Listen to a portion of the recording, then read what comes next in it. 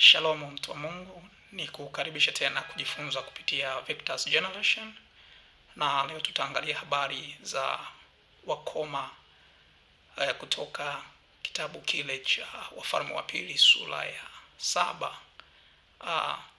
Ni habari ambazo zinafahamika sana za watu wanne wenye ukoma, na ilikuwa ni kipindi ambacho ni cha njaa. Sasa walikutana kwa pamoja na kusemezana kwamba kama tukienda mjini tutakufa kwa sababu kuna njaa, lakini kama tutabaki hapa pia tutakufa kwa sababu kuna njaa.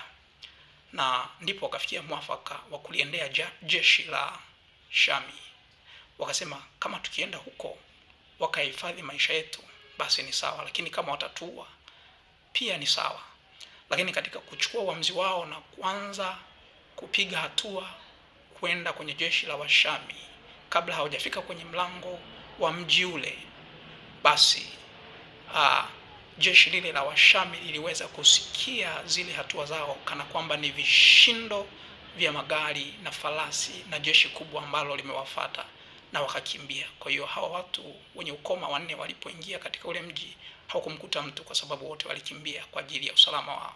Sasa kuna jambo ambalo huwa ninatafakari sana, kwamba kwa nini hawa watu wenye ukoma wanne baada ya kufika mahali pale na kuona kile walichokuwa wamekifuata kwa maana ya chakula wamekipata, wasingetenga muda na kutafakari ni jinsi gani ambavyo nguvu za Mungu zilikuwa juu yao kiasi cha kuwatisha jeshi na kukimbia, hata wakataka nguvu hizo hizo zikae ndani yao na kuwasaidia katika kupona ule ukoma. Lakini maandiko yanasema wao wakisha kuingia katika ule mji walikimbia na kuanza kula chakula, wakanywa na vinywaji, na baadaye wakaficha fedha na mali, na kisha wakaenda kuwaarifu wenzao kwamba huko tulikotoka kunapatikana chakula, kwa sababu jeshi na watu wamekimbia katika ule mji.